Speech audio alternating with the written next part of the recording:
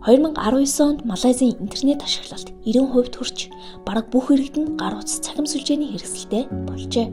Гэвч Малайзийн засгийн газар үзэл бодлоо илэрхийлсэн хүмүүсийн эсрэг харилцаа холбоо мультимедиагийн тухай хууль ашиглан вебсайтуудыг хааж засгийн газрыг шүүмжилсэн мэдээлэл хуваалцсан хүмүүсийг шоронд хорьсон байна.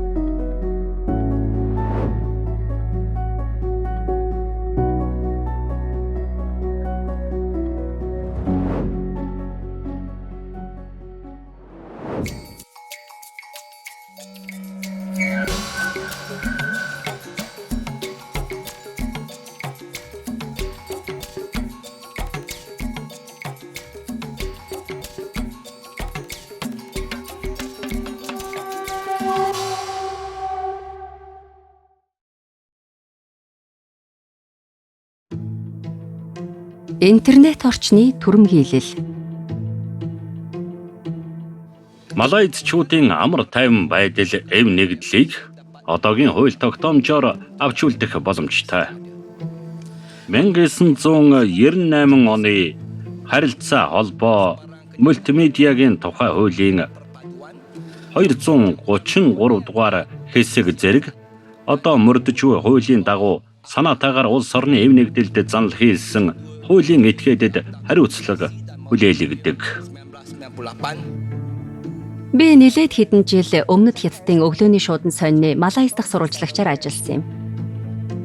2020 оны 5 дугаар сарын 1-нд ковидын улаан бүс болоод байсан Куала Лумпур дахь цагаачтын үмэнийг сурвалжилсан юм.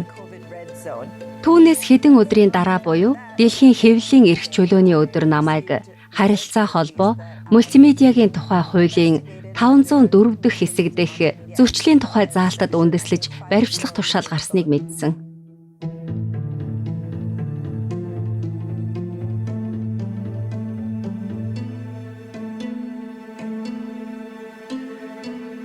Би тэр хавийн цагаач ажилчдыг таньдаг байсан юм.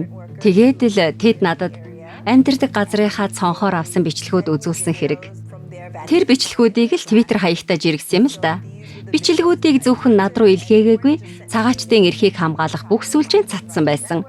Бусад эдэвхтнүүд надад тэдгээр бичлэгүүдийг илгээж, мөн өөрсдийн Twitter хаягаар жиргэж байлаа. Хэдэн өдрийн дараа би байцаалт өгөхөөр Букет Аман дээр явж очсон юм. Надаас асуух 5-7 хуудас асуулт бэлтчихсэн байлаа.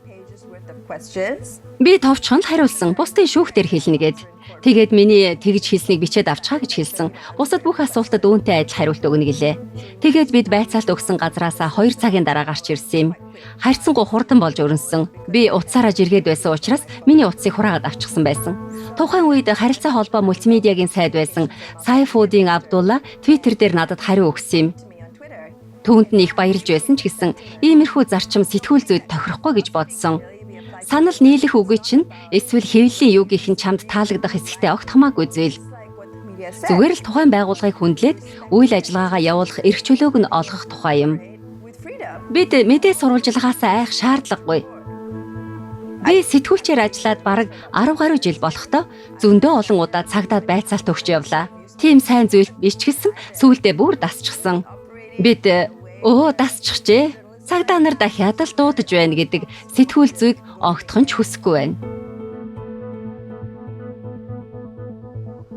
1998 оны харилцаа холбоо ба мультимедиа тухай хууль нь дижитал хүрээлэл эсвэл интернетийн үйлчилгээтэй байх тухай өдөр тутмын эрх зүйн шаардлагыг тусгасан байдаг.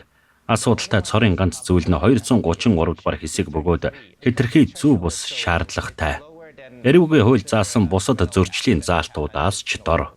Зөв бус гэдгээр хэн нэгнийг доромжилж дургуутслыг хүргэх хуулийн заалтыг хэлж байгаа юм. Интернет орчинд л гэхэд бүр дордуулдаг хэд хэдэн тохиолдлууд бий. Тухайлбал цахим сүлжээнд эсвэл Facebook дээр пост оруулалтал хүмүүс тэрнийг олон дахин хуваалцаад байвал шийтгэл нь тэр чинээгээрээ нэмэгдэнэ.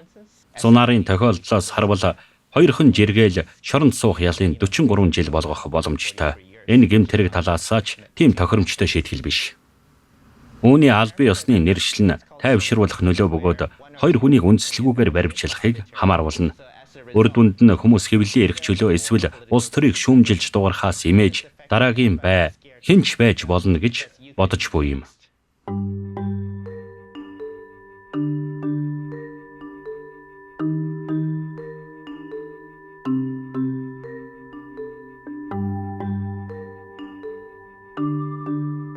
Ямар нэг зураг эсвэл хүүхэлдэйн кино харилцаа холбооны чухал хэрэгсэл болжээ. Зургийн хэлбэрээр харах нь хүмүүст ойлгох болон тухайн мэдээллийг тогтооход нь хялбар болгодог. Цахим сүлжээний хэрэглээтэй ч мөн холбоотой юм. Уг сувгаар дамжуулан илүү олон хүнд хүргэх ач холбогдолтой. Зөвхөн манай улсад ч биш, дэлхийн өнцөг булан бүрт байгаа хүмүүст хүрнэ гэсэн үг. Малайзад тулгардаг нэг бэрхшээл нь хошигнолын тухай ойлголт юм. Засгийн газар нарга хошигнолыг яаж хүлээж авах нь асуудал болдог. Комик зурагтаа хизээч цагтаа ороод ирж магадгсан айдас төрдөг. Тэгээд л хизээд бэлэн байх хэрэгтэй байдаг. Олон янзын хуулийн үндслэлээр намайг 7 удаа баривчилж байсан. Бүр зорчих хэрэгэж хязгаарлуулж байсан удаатай. Офис олон удаа солих хэрэг гарч байсан. Ажилдаг газарт маань удаа дараалан нэгжлэг хийж, номоо хэвлүүлдэг газрыг маань хүртэл оролцуулсан. Онлайнаар борлуулалт хийж эхлэх үед хүртэл вебсайт хариуцж байсан админийг маань баривчилж байлаа. Засгийн газар намайг зуруулахгүй байх гэж л элдв хууль нэрийн эдлэр хааж боогдуулсан хэрэг. Тэд комик зураачдтай гэмт хэрэгтэн шиг л харьцдаг. Тухайлбал намайг баривчлах үед хар тамхинд дон тогчдтой хамт нэг өрөөнд хорж байсан. Заримдаа бүр алуурчтай ч хамт байдаг байсан. Энэ мэт цагдаагийн байгууллагын үйл ажиллагаанаас үүдэн залуу комик зураачид эсвэл дөнгөж гараагаа эхэлж буй артистууд улс төрийн шог зураг зурхаас айдаг болчихдог.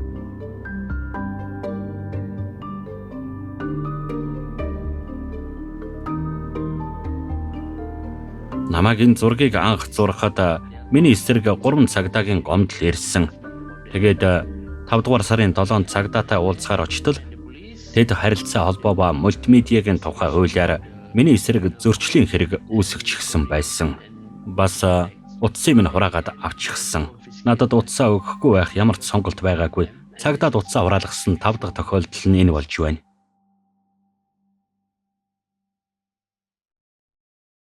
Минийхэр бол 233 дугаар заалтыг хүчингүй болгох хэрэгтэй. Энэ заалт өөрөө хэтэрхий ерөнхий нарийн журамд хамаардаггүй.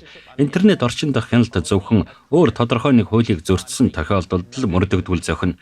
Гэхдээ үүнийг зөв хүртээмжтэй байдлаар хийх ёстой. Хангалттай баримт судалгаанд мөн үндэслэж хийгдсэн нарийн тодорхой тусдаа хууль мөрднө гэсэн үг юм.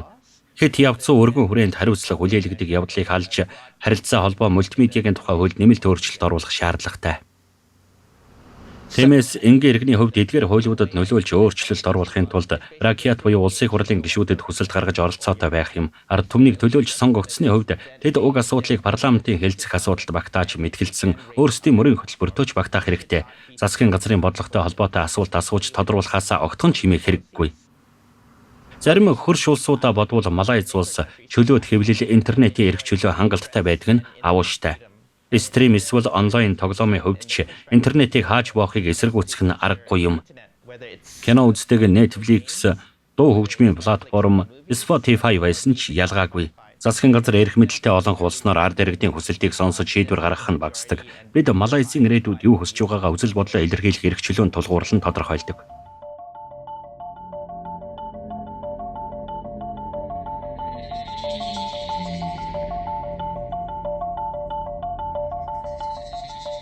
Энэ бол аль ч ардчилсан нийгэмд байх наад захын эрх шүү дээ.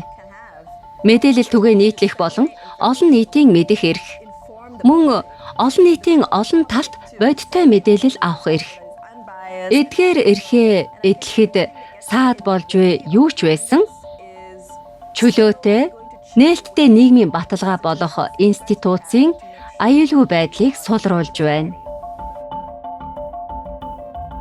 Миний хувьд зурх нь ажил биш. Энэ бол миний үүрэг. Би олон нийтийн мэдэх эрхийг хангах үүргээ биелүүлэх хэрэгтэй. Малайзад ийм л юм болоод байгаа юм. Гэхдээ хүмүүст мэдээж хамгийн хүртээмжтэй байдлаар мэдээлнэ. Хэдийгээр энэ шийдвэр хэцүү, бартаа ихтэйч өөрийн сонгосон сонголттой харамсахгүй сэтгэл хангалуун байх болно. Ядчил миний шог зургууд хүмүүсийн оюун санааг задалдаг учраас цаашид үргэлжлүүлэх чухал ач холбогдолтой юм.